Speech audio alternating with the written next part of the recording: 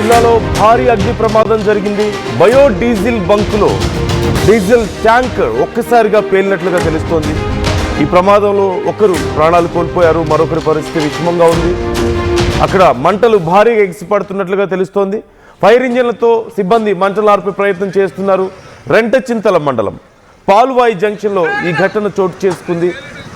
ఒక bio diesel బంక్లో ఈ ప్రమాదం జరిగినట్లుగా మనకు తెలుస్తోంది. ఒక ట్యాంక్ ఒక్కసారిగా బ్లాస్ట్ అయినట్లుగా చూస్తున్నాం, మనం స్క్రీన్లో చూస్తున్నాం. పాల్వాయి జంక్షన్ రెంటచింతల్లో ఈ ఘటన చోటు చేసుకుంది. భారీగా ఎగిసి పడుతున్నటువంటి అగ్ని కీలల్ని మనం చూస్తున్నాం. మొత్తం ఆ ప్రాంతం అంతా కూడా పొగతో కమ్ముకుపోయినట్లుగా తెలుస్తుంది. వెంటనే స్పందించిన అగ్నిమాపక సిబ్బంది అక్కడికి చేరుకొని ఆ మంటలను ఆర్పివేసే ప్రయత్నం చేశారు.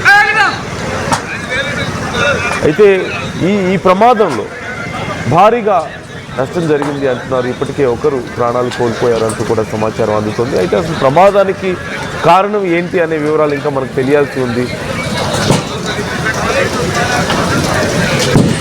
ఫుల్ డీటెయిల్స్ తెలుసుకుందాం. మా ప్రతినిధి సాయి జాయిన్ అవుతున్నారు. సాయి, అసలు ఈ ప్రమాదానికి కారణం ఏంటి? ప్రస్తుతం అక్కడ కండిషన్ ఎలా ఉంది? ఏ సమయంలో జరిగింది ఇది? 6:30 గంటల సమయంలో ఈ ఫైర్ యాక్సిడెంట్ జరిగినట్లు కూడా అధికారులు అయితే ప్రస్తుతం గుర్తిస్తున్నారు. గత 20 రోజులుగా కూడా పల్నాడు జిల్లా రెంటచింతల మండలంలో ఉన్నటువంటి ఈ బయోడీజిల్ కి సంబంధించినటువంటి బంకుని 20 రోజులుగా వాడకుండా ఉంచారు. ఆ తర్వాత ఈ రోజు ఉదయం సమయంలో డీజిల్ రావడంతో దానిని బంకులు ఫిల్ చేస్తున్నటువంటి సమయంలో ఒక్కసారిగా కరెంటు అంటే ఆన్ చేశారనే విధంగా తెలుస్తుంది. దాంతో షార్ట్ సర్క్యూట్ అవ్వడంతో ఒకసారిగా మంటలు రేగినట్లు కూడా అక్కడ స్థానికంగా ఎవరైతే ఈ ప్రమాదాన్ని చూసిన వాళ్ళు కూడా చెప్పినట్లు అధికారులు చెప్తున్నారు. అయితే ఆ అంచనా అధికారులు కూడా ఇదే అంచనా వేస్తున్నటువంటి పరిస్థితులు కనిపిస్తున్నాయి. దీంతో ఒక్కసారిగా మంటలు రేగటంతో ఈ ఎవరైతే పనిచేయడానికి వెళ్ళినటువంటి ఇద్దరు వ్యక్తుల్లో రషీద్ అనేటటువంటి వ్యక్తి ఆ మంటల్లోనే చిక్కుకొని చనిపోవడం జరిగింది. మరో వ్యక్తి తీవ్ర గాయాలై రోడ్డు మీద పడిపోవడంతో అతన్ని వెంటనే దగ్గరలో ఉన్నటువంటి ప్రభుత్వ ఆసుపత్రులకు కూడా తరలించడం జరిగింది. అయితే ఈ బంకు నిర్వహణ అనేది కూడా అనాథరైజ్డ్ గా జరుగుతుంది అనే విధంగా కూడా అధికారులు అయితే చెప్తున్నారు. పూర్తి స్థాయిలో అయితే దీని పర్మిషన్ కి సంబంధించినటువంటి అంశాలు తెలియాల్సినటువంటి పరిస్థితి ఉంది. ఏదైనప్పటికీ కూడా ఈ డీజిల్ కి సంబంధించి కానీ పెట్రోల్ బంకులు నిర్వహించేటటువంటి సమయంలో కంపల్సరిగా సేఫ్టీ మెజర్మెంట్స్ పాటించాల్సినటువంటి పరిస్థితులు ఉంటాయి. అవి పాటించకపోవడం వల్లే ఈ ప్రమాదం కూడా జరిగినట్లయితే అధికారులు అయితే ప్రాథమికంగా అంచనా వేస్తున్నారు. వీళ్ళిద్దరితో పాటు మరికొంతమంది ఎవరైనా లోపల ఉన్నారా, ఈ ప్రమాదంలో మరికొంతమందికి ఏమైనా గాయాలయ్యాయనే కోణంలో కూడా ప్రస్తుతం అయితే దర్యాప్తు జరుగుతుంది. ఇంకా మంటలు అయితే అదుపులోకి తీసుకొని రావడానికి అయితే ప్రయత్నం చేస్తున్నటువంటి పరిస్థితులు అయితే కనిపిస్తున్నాయి. ఓనర్స్ ఎవరు అనే డీటెయిల్స్ ఏమైనా తెలుస్తున్నాయా? అంటే ప్రాపర్ పర్మిషన్స్ ఉన్నాయా లేదా అనే విషయంలో కూడా డౌట్ వస్తుంది కదా. ఓనర్స్ ఎవరు, వాళ్ళు దీనికి సంబంధించి ఏదైనా రెస్పాండ్ అయ్యారా? ప్రస్తుతం అయితే బంకుకు సంబంధించినటువంటి యాజమాన్యం ఎవరు కూడా బయటకు వచ్చినటువంటి పరిస్థితి లేదు. అధికారులే ప్రస్తుతం ఈ గాయపడినటువంటి వ్యక్తితో పాటు మరికొంతమంది స్థానికులను కూడా విచారిస్తున్నారు. ఎన్ని రోజులుగా ఇక్కడ ఈ బంకు నిర్వహణ జరుగుతుంది, ఎవరు నిర్వహిస్తున్నారు అనే కోణంలో అయితే దర్యాప్తు చేస్తున్నారు. కానీ ఓనర్లు ఎవరు, ఏ ప్రాంతానికి చెందిన వాళ్ళు అనేది ఇంకా తెలియదు. కాకపోతే అసలు 20 రోజులుగా ఎందుకు ఖాళీగా ఉంచారు అనే దానికి సంబంధించి కూడా తెలియాల్సినటువంటి పరిస్థితి ఉంది. అంటే బయోడీజిల్ అనేది రాకపోవడం వల్ల ఉంచారా, లేకపోతే అధికారులకు సంబంధించి తనిఖీలు జరుగుతున్నటువంటి నేపథ్యంలో మూసివేయడం జరిగిందా అనేది కూడా తెలియాలంటున్నారు. ఏదైనప్పటికీ కూడా ఇదంతా కూడా అనాథరైజ్డ్ గా ఇక్కడ అధికారులు దృష్టి పెట్టకపోవడం, వాళ్ళు సేఫ్టీ మెజర్మెంట్స్ పాటించకపోవడంతోనే ఈ ప్రమాదం జరిగినట్లయితే క్లియర్ గా అర్థమవుతుంది. ఎందుకంటే ప్రమాదం జరిగినటువంటి 2-3 గంటల వరకు కూడా ఆ బంకుకి సంబంధించింది ఎవరు నిర్వహిస్తున్నారు, ఏంటి, అసలు ఆ బంకు పర్మిషన్లు ఏంటి అనేది కూడా తెలియకపోవటం అనేది కూడా అందరినీ కూడా ఆశ్చర్యానికి గురి చేస్తున్నటువంటి పరిస్థితులు అయితే కనిపిస్తున్నాయి. Right. Thank you Sai, thanks for the details. మొత్తం మీద ఇప్పుడు ఈ బయో డీజిల్ బంక్కి సంబంధించి ఎన్నో ప్రశ్నలు తెర మీదకి వస్తున్నాయి. ఓ పక్క ప్రమాదం జరిగి ఇప్పటికే ఒకరు ప్రాణాలు కోల్పోయారు, మరొకరి పరిస్థితి కొంత విషమంగా ఉన్నట్లుగా తెలుస్తోంది.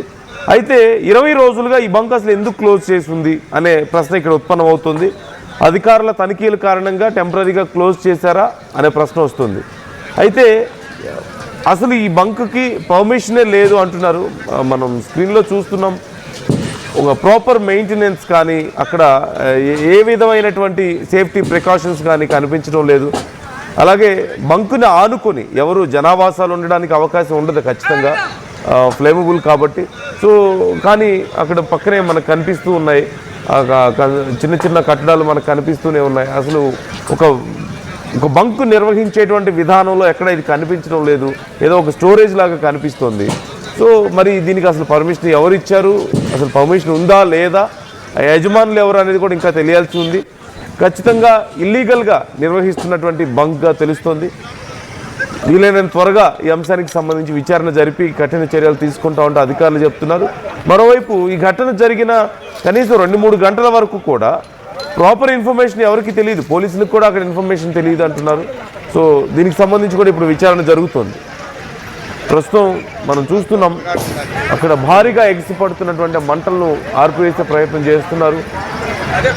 అలాగే యాజమాన్యం తరపు నుంచి సహజంగా ఏదైనా ఒక ఘటన జరిగినప్పుడు అక్కడ పనిచేసే వాళ్ళు ఉంటారు, సేఫ్టీ ప్రికాషన్స్ తీసుకునే వాళ్ళు ఉంటారు, మెయింటైన్ చేయడానికి, లేదంటే యాజమాన్యం తరపున ఎవరో ఒకళ్ళు ఉంటారు. కానీ ఎవరూ లేరు అక్కడ. కేవలం అక్కడ స్థానికులు మాత్రమే వెంటనే రెస్పాండ్ అయ్యి అక్కడ ఏదో కొంత ప్రయత్నాలు చేసినట్టుగా తెలుస్తుంది.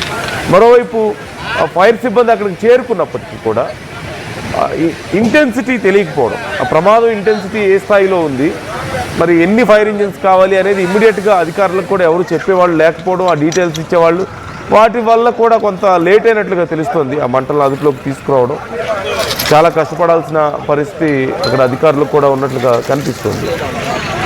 స్క్రీన్లో మీరు చూస్తున్నారు, స్థానికులు కూడా కొంతమంది అక్కడికి వచ్చారు, వాళ్ళు కూడా కొంత హెల్ప్ చేసే ప్రయత్నం చేస్తున్నారు. మరోవైపు పోలీసులు అక్కడికి చేరుకున్నారు, ఫైర్ సిబ్బంది అక్కడికి చేరుకున్నారు. భారీగా ఎగిసిపడుతున్నటువంటి మంటలను మీరు చూస్తున్నారు. And there is no proper construction, at least మనకి కనిపిస్తుంది.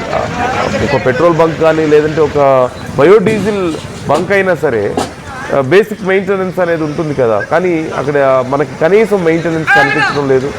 కేవలం ఏవో కొన్ని ఒక షెడ్యూల్ లాంటివి వేసేసి అక్కడ నిర్వహిస్తున్నటువంటి పరిస్థితి కనిపిస్తుంది. అంటే ఇది ఇల్లీగల్గా నిర్వహిస్తున్నారనే ప్రశ్న వస్తుంది. ఓనర్స్ కూడా ఎవరు రాలేదు. మరోవైపు 20 days నుంచి క్లోజ్ అయి ఉన్నట్లుగా తెలుస్తుంది. ఎన్నో ప్రశ్నలు. ఈ అంశానికి సంబంధించి RTV మరింత సమాచారాన్ని తెలుసుకునే ప్రయత్నం చేస్తుంది, మీకు ఎప్పటికప్పుడు అప్డేట్స్ అందిస్తూ ఉంటుంది. మీ ఒపీనియన్స్ ఏంటి, జరిగినటువంటి ఘటన పట్ల మీ అభిప్రాయాలను కూడా మాకు తెలియజేసే ప్రయత్నం చేయండి. బయోడీజిల్ బంక్స్ ఇలా మీ ప్రాంతాల్లో ఎక్కడైనా మీకు గమనించారా, అక్కడి పరిస్థితులు ఎలా ఉన్నాయి, కామెంట్ చేసే ప్రయత్నం చేయండి.